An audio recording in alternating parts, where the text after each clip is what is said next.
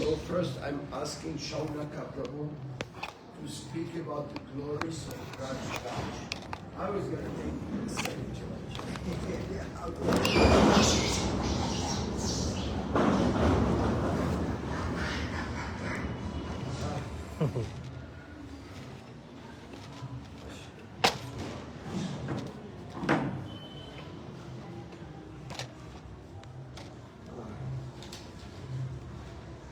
Namo Vishnu.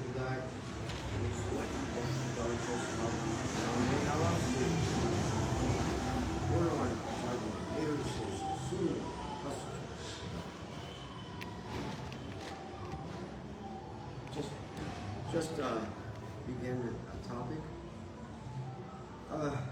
There are, first of all, we are Gaudiya. Yes, we are Gaudiya. But even more than that, we're Rupanugas, because we follow Rupa Goswami. So, one of his prime writings is Bhakti Rasamrita Sindhu, Nectar of Devotion. And it's presented by him that there are like very high understandings. So he's taken us to very high understandings. One is that the deity isn't an icon. It's not a copy. It's not a something that reminds us of Krishna. The deity is not that. The deity is actually Krishna himself. And Krishna himself is manifested in that deity. So to be able to get the full benefit of any worship of the deity, one should understand that the deity is Krishna. He has been called, he is there. And then the next manifestation of the Supreme Lord is actually Bhagavatam and the scriptures. They are a manifestation of the Supreme Lord. And they also are not different from the Supreme Lord. And for getting benefit from them, you have to see this connection. Then we have what is called the Kripa, the mercy of the Lord. The mercy of the Lord comes in the form of a guru. He is the Kripa. He is the contactor. You know, he's the one that's the representative. And there's a special potency of the guru. And that special potency is called Shabda Brahman. Shabda Brahman, we have a language. There's so many languages in there. But Shabda Brahman rides on our language. But it is spiritual. It has form. It has taste. It has smell. It has sound. Everything is in Shabda Brahman. So the realization, and it's transcendental. It's eternal.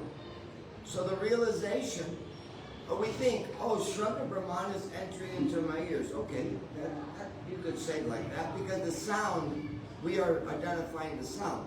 But actually, the Guru's Kripa, coming from Krishna, he is the Kripa of Krishna. His Kripa is not going to you. It's going to your Paramatma.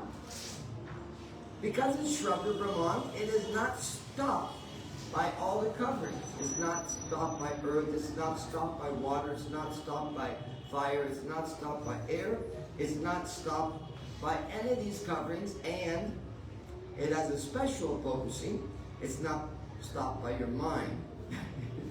If you are identifying your guru as the Kripa of the Lord, and then this can go straight to your Paramatma. And well, what is it the instructions of the Guru that the disciple is hearing, he knows that these instructions, I have no contact.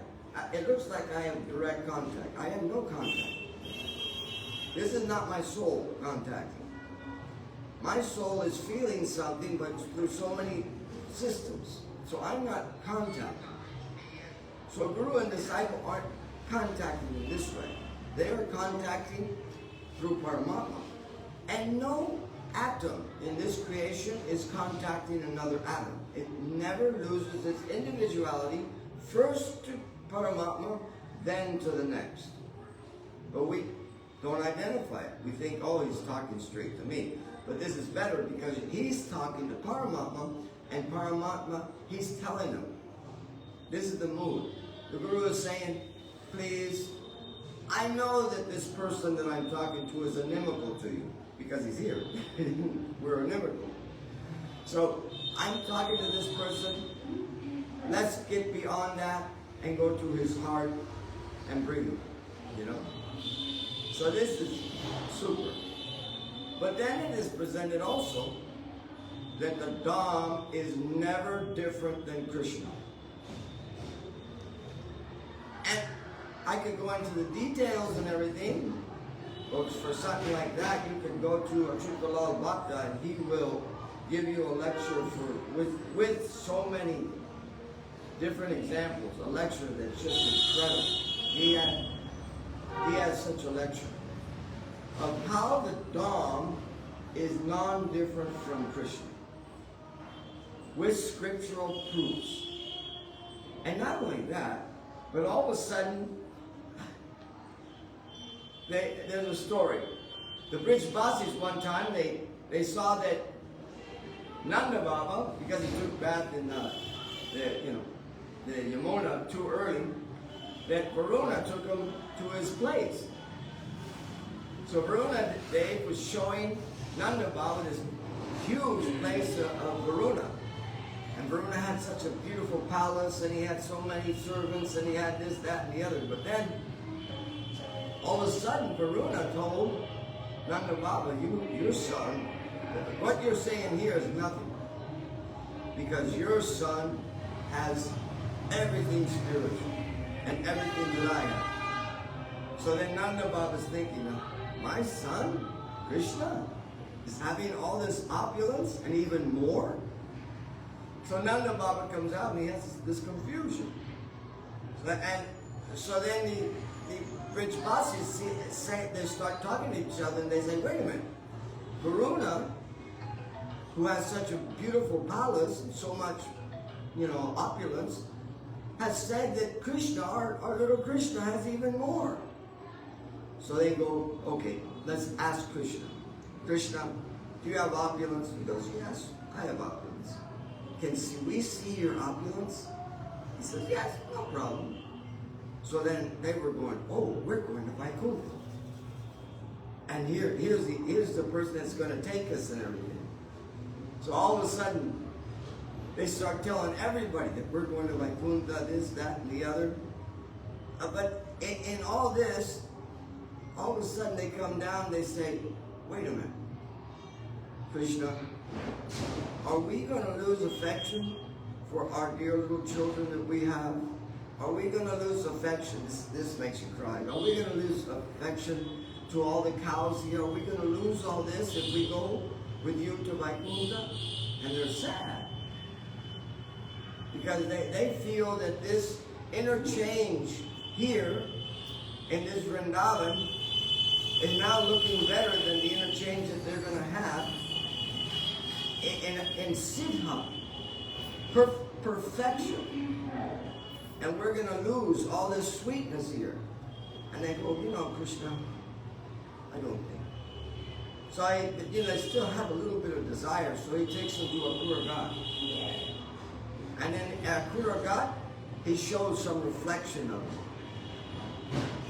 So they know that he can take them there, but nobody wants to go. So Rupa Goswami, he uses this to see that here is better than there. Everybody is saying, oh, after death I'm going to Goloka. The Kakul is so much better. But why? Because, and this is Rupa Goswami. He's saying that there you're in Siddha. And you can't have the sweetness that's here. There are no problems in Vaikuntha. There are no problems in Goloka. But these little problems that we have here give sweetness. And you're not going to have it there. So then one starts to sing, you're like, wait a minute, this whole place is a mess. Here in this world, this is a mess. How is this? How am I supposed to consider this? Well, at the cosmic devastation, when everything is being withdrawn by Vishnu, Vrindavanism, the Dham of Vrindavan is not withdrawn. The Dham of Vrindavan is eternal. As you see it, you may not see the beauty of it, the opulence of it, or anything like that, but it is what it is. It's Vrindavan Dham. Phew, that's just like hits you. Oh my Lord, you know, here I am in Vrindavan, and so there's the explanation is, and because well, right now I'm not doing it, but I used to do the parikram every day. And I've done Dandroti around Govardhan twice. And I've done Dandroti around Vrindavan. But I can tell you by experience that when a mass of people come to here, it becomes a great weight. It's harder to do than when there's not a mass of people. So my only conclusion is, yes, Vrindavan takes all the sins from you, but it turns to dirt. And it turns to everything else that we see. Vrindavan isn't manifesting all this dirt. You know that. You know? But what can we do? This is like the trash can. You know? And this is an aspect that we have to put up with. What's the trash can? Huh? What is the trash can? Well, here, when the sins are clean, the dirt is made. Even in the Gangas, all our sins, they turn to dirt. They have to manifest in some way.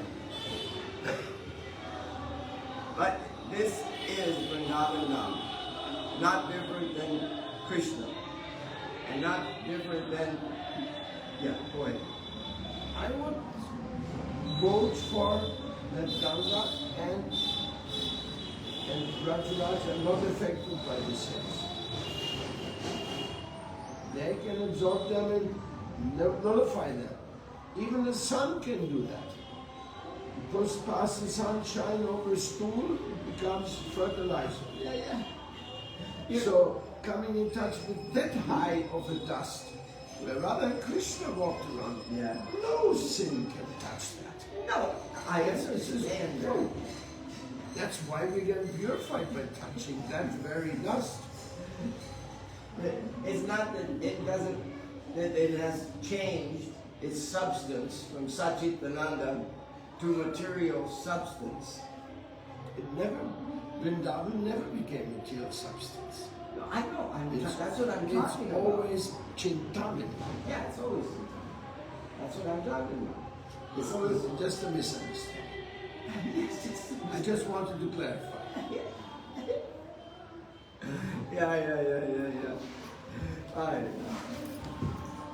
But it's so wonderful that we've been asked to be to speak about Vrindavan in this way. You can also sit in a chair. Yeah. Don't feel uncomfortable. We are next. You can always sit in a chair. Yes. Pain in my legs. Yeah. When you want, I make this free.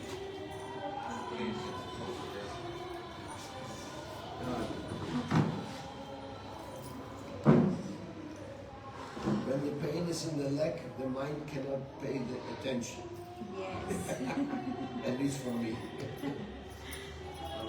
Go ahead. Okay, yeah. One thing that did happen here in Vrindavan last night is that a DJ came through with the vibrator. And if anybody knows what the vibrator is, it vibrates your house. It was vibrating my house. Well, I tell you, this guy didn't let him stop. They went up the road, okay, no problem. But when they came back, I ran out there. I tried to go into their truck. Then they jumped, and then I called the police. I showed them I'm talking to the police, and I put it right in front of the guy, and I says, I want you to tell the police you have a permit.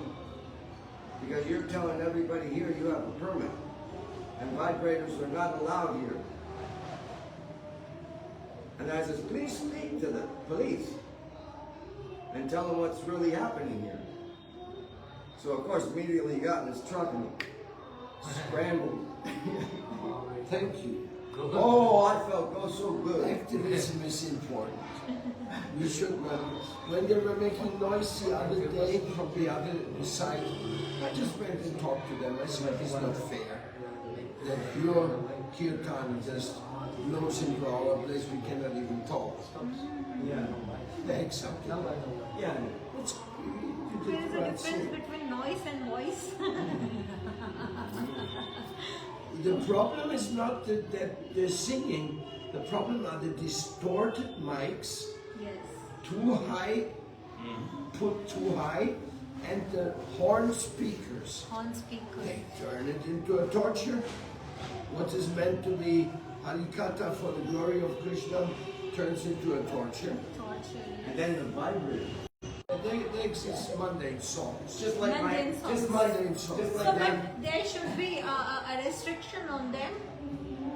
Yes, I agree with you, and also I want to send a letter. We should also draft a letter that absolutely prohibit the use of these plastic balloons. Yes. It has become a fashion to decorate with plastic balloons. What they do not know is to make the plastic elastic so it can expand. They are putting a special chemical inside. And this chemical is permanent poison. When the air is gone, and they go, "Look, that is a real poisonous article." So I don't know the chemicals, but it's called a softener. Yeah. A chemical softener of plastic, and that it's much worse than the blades and the other normal plastics. So, and it has become a stupid fashion. A stupid fashion. They do it even in the beautiful temples. They don't understand. That fashion came from American children parties. For the American children baby parties, no? Like baby showers and so then they put a few balloons in. No? Because they don't think about it. You know, there's another thing. If you go today into a children playroom or where the children live in America and Europe, and you go with a contamination meter, they have so much plastic in there. All the toys are made from plastic. And then they close the windows so that no mosquito can come inside. This child room becomes a gas chamber. Correct. And the child sleeps in there in the gas chamber and gets contaminated. And these people don't want to change. Even though they know it, but the plastic, the toy industry and all that, no?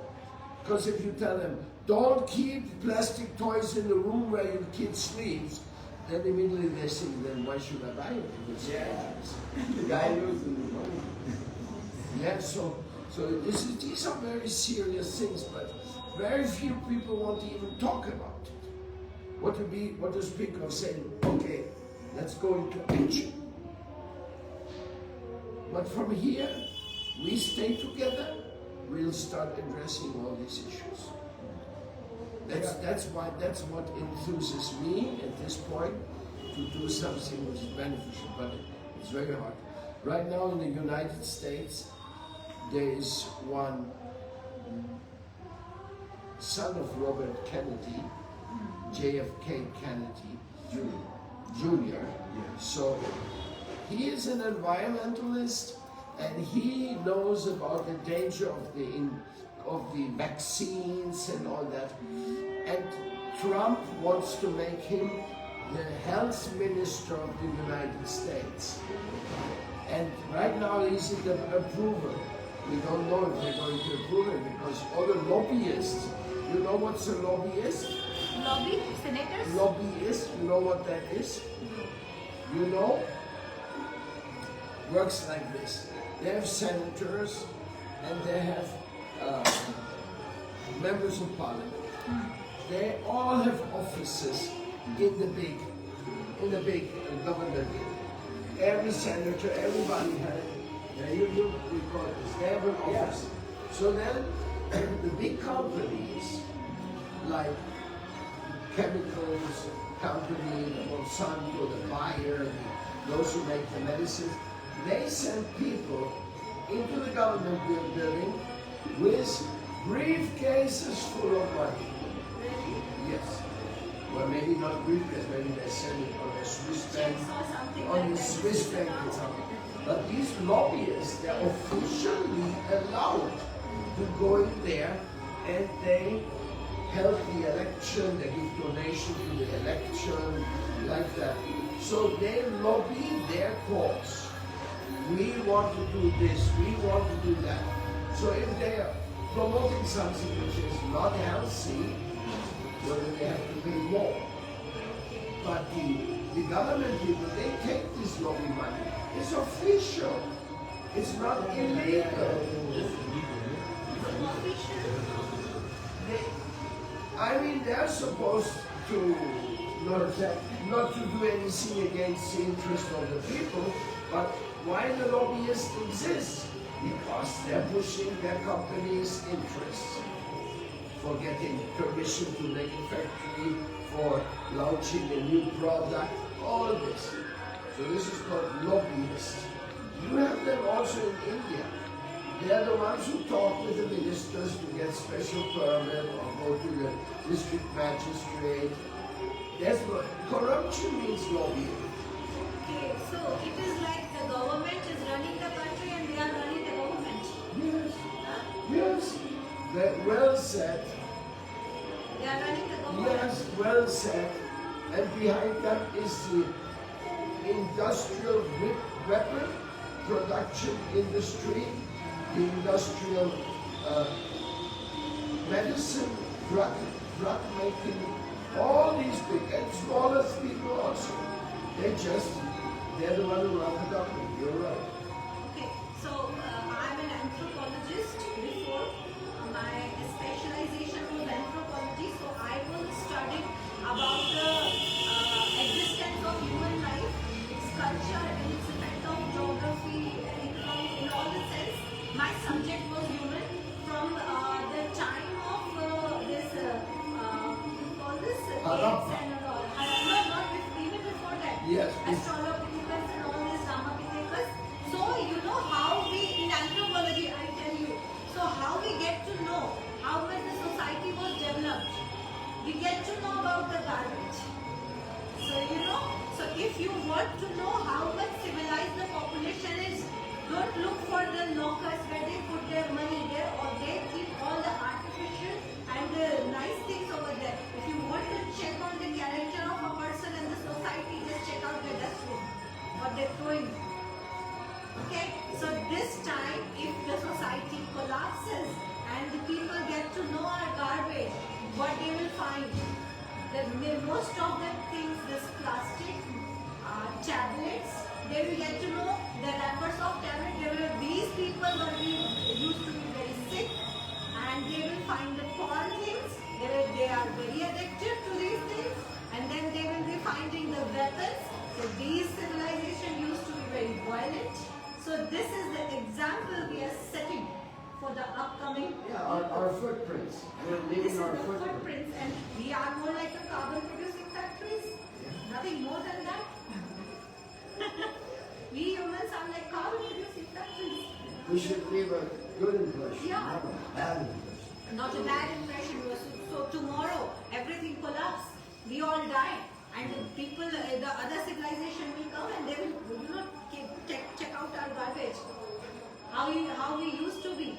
So they will get to know the pills and its the weapons and porn videos and this thing. Yeah. They will be like, these people are flooded with information but no knowledge. This is where we are leading. It's I don't know where we are leading. So I guess the answer for all this is Vaishnavism, Yeah. Krishna consciousness. Yeah. Answer for all the problems, I think. Answer for all the problems is Krishna. So the debate happened 500 years back. So India used to be a land of great knowledge. Since the very beginning, many philosophers from all over the world have approached India to sit under the feet of India to get the knowledge because America developed in a sense of money, Germany developed in other sense. India used to be underdeveloped, but spiritually it used to be very developed. Okay, and now also, but people, the other population, I don't know about that. So at that time there was a debate. So there is India was completely this spirituality was divided between the Shaivism, who think that Shiva is the supreme. There is one sect, Tantra, Shakti is the supreme. There is one sect, they says the Krishna is the supreme. There is one sect, they are saying, oh, the Charvaks and there are others. But there was one thing, they said, Karz Karam Dhratam Pive. They said there is no God existing. Take credit from people and drink ghee. Nobody is going to ask you anything. So that was there. So all the people from all the sides, they were sitting. Quoting Charvaka Muni, Yeah. beg, borrow or steal, but get ghee and enjoy life. Yes. Kansakaram Gratam Pivet. So these things. So all the people were there. They were there in the Jagannath Puri at that time. Then the Mlech was there at that time. You know why? The Sabha, we are now sitting in the Vaishnav Sabha. Okay, so at that time the Sabha was called because lot of people were invading India. So to get a solution at that time where a lot of Arabic and Persian, a lot of people were attacking India 500 years back, the Mughal impact was happening. So the king from Jagannath Puri has called the Sabha of all the spiritual people. Okay, and they were from last 1 month, they were discussing, they were debating, they all were the biggest minds. They were from Surya Vamshi. From all the sects. No. The person that was in charge of Orissa at that time was Yes, Surya worship. So he called a big sabha. So but nobody, they didn't went to any conclusion from last 1 month. So they thought, yes, the conclusion is the dharma. How we, stop all this butchering of animals and people, getting these things. So there is only one solution, dharma is the solution. But which dharma? Which dharma? The Shaivism came, Shaivism, Shaktism, Shakt and this thing. So they were debating. At that time, Vallabhacharya Mahaprabhu ji came. Okay, in that sabha, just like the Vaishnava sabha we are talking about. So in that sabha, the Vallabhacharya Mahaprabhu ji came and there are 4 questions for him. Which is the biggest book of, which is the great book amongst all, which scripture is great among all, and which devata is great among all, and which karma is great among all. And there is one more question I forgot. So in all the 4 questions, there was only one answer, Krishna. He said Bhagavad Gita is the best scripture, and Krishna Seva is the best karma, and Krishna is the best of all the devatas. He is the devata of the devatas. And there's one more thing I forgot. So the answer we find even today, it is the time now to implement the same thing. Okay, that was somewhat left. So it is now we as a team. It is now time. So the world should look to us, and we should look to the world, and we should, spread this knowledge. Because we can not get united in the name of a person, but we can get united in the name of one Krishna. Okay. But at one point, like in the 1930s, people were thinking that everybody was considering India uneducated and things like this, right? But FDR, right when he was elected to be president of the United States, that means Franklin Delano Roosevelt. And he's one of the big ones. The Churchill's one, Hitler was one, Stalin, and then the United States. What did he do? He had a big problem. He knew about the bombs, and he knew that we could win a war with bombs. But there's something called the atom bomb that we don't know about. So at that time, Einstein was living in the United States. And he says, please go to India and learn how to make the atom bomb and how to explode it. But, you can ask him, they gave the credit to somebody else that they said he made it. No. Einstein came here and he got two things. He got it from the Saudis. The journal's there. My doctor said and I've seen it, so I won't read it. But anybody interested, it's there. The exchange of the Saudis with Einstein and how to make it explode, everything about it. It came from here. Pure. Metallurgy, I forgot the name of it. Oh, yeah? Tell you tomorrow. Okay. So, in other words, even back then in the 1930s, the big people knew that India was the place. But they didn't tell everybody. Oh, we're going to India because the only people that can help us out is India. And we have to take shelter of India because we have to make a bomb to protect all our people and everything. So have you seen the fiery videos of Mrs. Goswami? Oh, she's great. She's a Westerner, a beautiful young lady, and she's married to an Indian.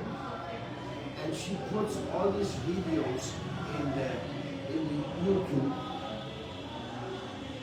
showing how India has been cheated and exploited with all. But she has done her homework, so she's putting all. Have you seen it? 500. What is it? $500 trillion have been exploited from this Yes, Caroline, maybe it's Caroline Goswami. At least Goswami is for sure. And she has put many videos. She's on top. She's like an influencer. So I want to read you a little poem I made today for this meeting. Braj, the divine dust, Yamuna Bachao.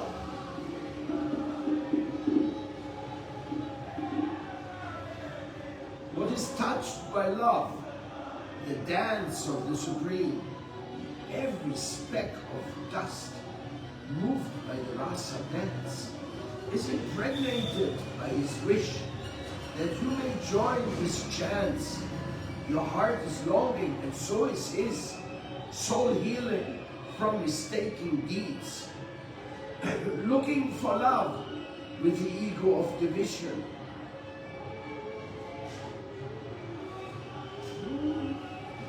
Life after life, you miss your mission. Now you can touch the holy sand and roll your body in the land, that tears may fall, the heart to soften. Join our cleaning, please come often. And all the feet of gopis and gopas, plus our entire guru tradition, left their love impregnated here, waiting for you.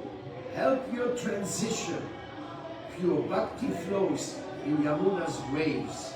Yamuna Bachao, please don't delay. It's a book like a song. Huh? It's like a song. Huh? It's just some things. I'm making the songs and all. I'll try to translate it. take a picture of it for them. Beautiful, very beautiful. Piercing to the heart, directly. Well, that's what we were talking about today, no? Because it is not an exaggeration that when you chant the holy name of Krishna, and at the same time you do something very wrong, then it is called Nam Aparat. Nam Aparat. Namapra, while chanting, If you do something wrong, there's 10 offenses to protect us to chant the holy name. I don't know if you have them in Bangladesh or something. I'm pretty sure you have something. If you commit these things, then you commit, instead of chanting the holy pure name, you are committing Nam Aparat. So the same thing is you come to the holy land of Vrindavan, but if you are throwing garbage or spitting here and there, then you commit Dam Aparat. There's also Seva Aparat. There's also Vaishnava Aparat. There's a 4 types of things which really disturb our spiritual advancement. Seva, Vaishnava. Yes, Nam, Dham, Seva, and Vaishnava. yes. And so this Dam Aparat, people are not very clear about it. They are not very clear. And that is a big, I mean, even the devotees, they have to, like you have rules everywhere. You have rules inside the house. But this is Krishna's house, there must be some rules also there. So with Dhamapara, people are more focused on themselves, they knowledge on themselves. I'm really sorry to say, but some Puranas has been molded during the Mughal era. So to glorify themselves, some communities have done that. So in the name of Dhamapara, people think it's only we do something bad to the people dwelling in Vrindavan that is only Dhamapara. Oh, really? Yes, to the Brajvasis who born here, if we do something bad to them, then only it is Dhamapara. That's also Dhamapara. That's But also, because- that's one point. But at It's that not time, all. there was no plastic. So therefore, yes, if you take a leaf cup, you throw it to the animals and they lick it and then strictly it decomposes. But even then there were devotees, no swamis, they were cleaning. There were all of the broom is mentioned in the scriptures. They cleaned Sevakunja every day. And what is Sevakunja? This entire area is Sevakunja. This Yamuna front, we are cleaning Sevakunja. This is the Sevakunja. And in the Sevakunja, there's many Rasas Thalis. They are the special meeting place. Like every time, that is a Rasa Thali. So if we see that we have a, that may be for the government not so clear to understand, but for the devotees it is. Vrindavan can be an example for the whole world. That's what I'm saying, that we were talking about Swachh Bharat. What about Swachh Braj to start? Swachh Braj, it can say the loud message to the whole world. Well, It should set an example. our Narayan Prabhu is taking this message to Mexico because he's coming first time to Braj and he participated in the cleaning today, so he will take that message with him and then we see how things will progress. But this plastic contamination is like, because they're already proof that microplastic is entering everybody's blood system. Now, if I have proof that microplastic is entering my blood system, my Lord. I mean, you know they're going to introduce here, but in the United States, they feed the cows some soaked styrofoam. It's a soaked styrofoam. It's a type of plastic. It's soaked with minerals and everything, and they eat it. I was looking at it. I never knew they'd do something like that. Yeah, I saw it myself. And now you Why know. styrofoam? It does not give them any milk. No. They can soak it. They don't have to keep. They can keep the minerals and everything real easy. And then they just put it into a vat, mix it up, and give it to the animals. Styrofoam.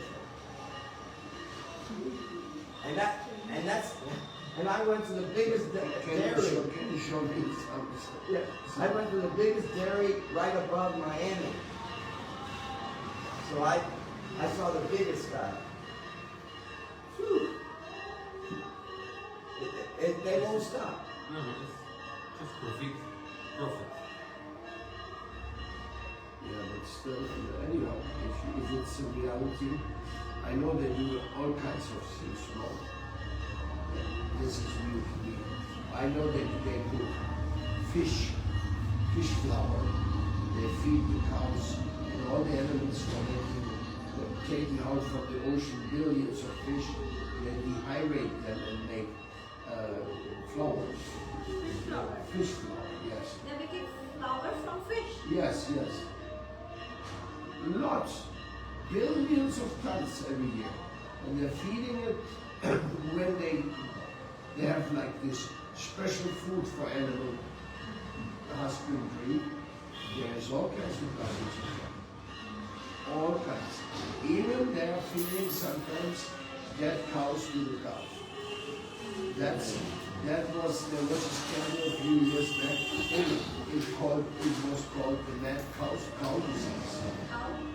You remember that? The mad cow disease in England. Maybe I have read something. I don't know. Oh, okay.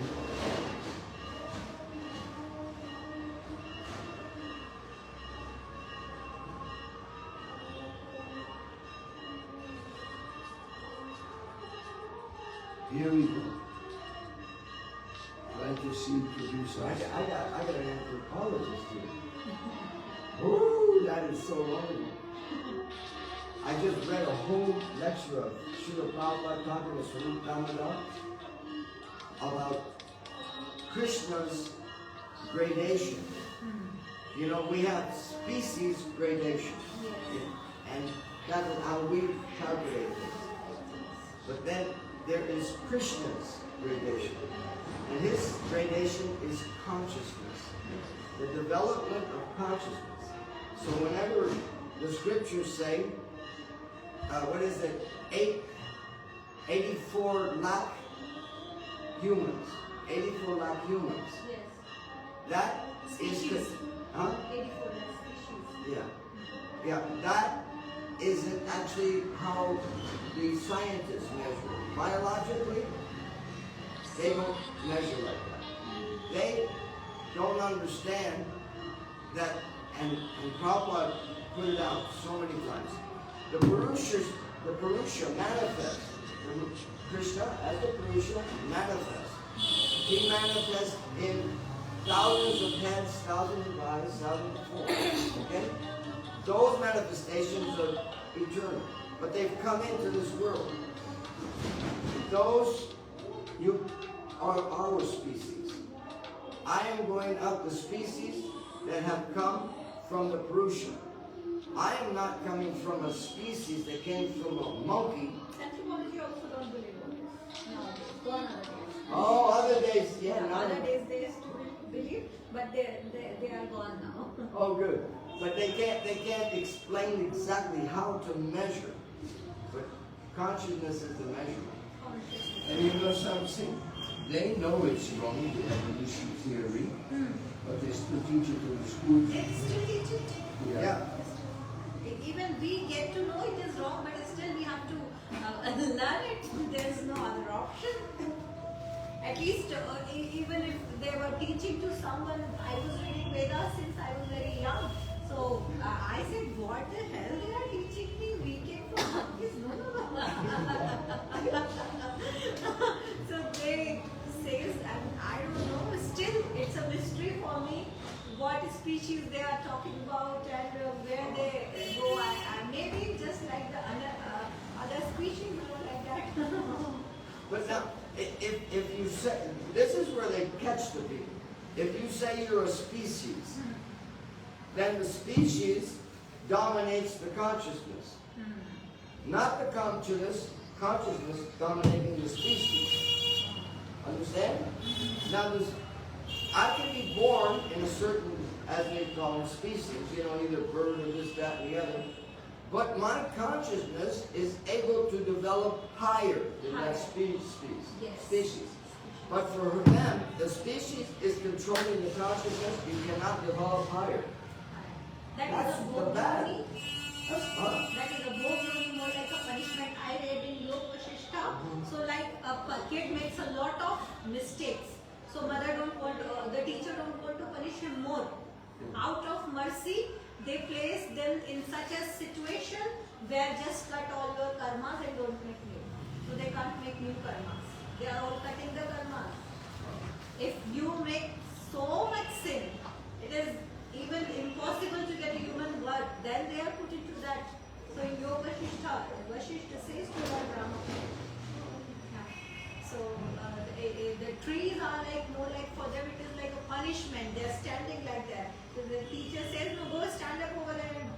When you stand up, you don't make any noise and something. So it is more like divine. And it is His love. It is His love. Yeah.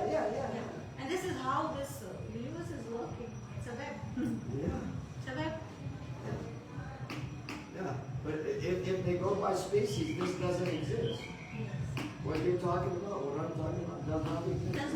We have no choice to say, my body is my own body, and when it's gone, I'm gone. Yes, correct. And there are the psychologists. Okay, so I met few of them, psychologists. So they were like, I said, how you treat people? I said, we don't treat people, we treat the symptoms. I said, but you can't treat something which is changing every time. Oh, this thoughts, mind is creating thoughts and it is coming by ego. How can you treat the ego? Can't it done? So, my mother told me, beta, so it's a joke. She said in an exam, a kid wrote how many legs a cow has got. And he wrote 3 legs and he passed the exam and he came to his dad. He said, out of the whole class, I only managed to pass. The father asked, how come? So then he said, how come you passed the exam? It's a wrong answer. He said, everybody got 2 and I got 3. So this is how psychologists are working. They don't understand that the play of consciousness at all. They don't even accept it. They don't accept it. And that's why all this disease, the mental disease, they're getting. And you know what? In scientific sense, people right now in these days are suffering more with anxiety, more with depression. Okay, so if you go back to civilization, as when I studied anthropology, so at that time, people were lacking food. So previously people were dying due to hunger. Then they were dying due to disease. Okay, they can't get treatment. Nowadays they get treatment, everything, but every comfortable bed. But right now, the emergency is anxiety, depression, and all these things. And they want to treat it with medicine. There's no treatment for all this. Because you can't treat consciousness. Yeah. You can't treat consciousness. And you know why it is happening? In a scientific sense, it is saying the vibration of earth is increasing. The intensity of the rotation of the earth has been increased. So the person who are doing the bhajan, or those who are with the raised consciousness, they can adjust here, and people with the lower consciousness, they feel uncomfortable. See, if it is shaking, we feel shaky. Yeah, because we don't take shelter. Yes. We don't take shelter of material. Yes. We take shelter In ourselves, and that is not changing. So that is the difference. The people in the outside world who are more materialistic, they are more into the depression and anxiety and all these things. So they find the solution is somewhere outside. It's not like that. In a very simple sense. the core difference between human and another species, like human loves hierarchy. Animals are not like that. Maybe, but the man loves hierarchy. You know, when you give an animal to something to eat, when he is hungry, when you give him something to eat, his whole search gets stopped there and he go to sleep. And the man's quest starts the moment he get to eat something. You know that? I couldn't follow. After eating, the man wants to do something. The quest starts, the difference between other species and us is that when their stomach is full, so okay, they are like they are done, they sleep. And with the man, the quest starts the moment his stomach is full. Then only he will think about crying. That's why Annadan is Mahadan, because the moment we are donating the food to someone who is hungry, at that time he is innocent like a baby. Even if he is criminal, forget. But at that time we don't think about sin. He is all about food. At that time it is an animal instinct. So that's why the first restriction has been put on the fasting by our rishis. So that's how we come out of the animal tendency. They say, because if you don't experiment with the fasting, how come you get to know your nature? Every day you are eating full of stomach and you don't experiment with the nature, with the cycle of the moon, with the cycle of the tides. So you don't know what I am, what is consciousness made up of. So then the moment you are hungry, at that time your thought increases and that time you have to study yourself. That is self-inquiry. You're forced. That is self-inquiry. Forced self-inquiry. So that's how I connected anthropology with the ancient knowledge of fishes. Very good.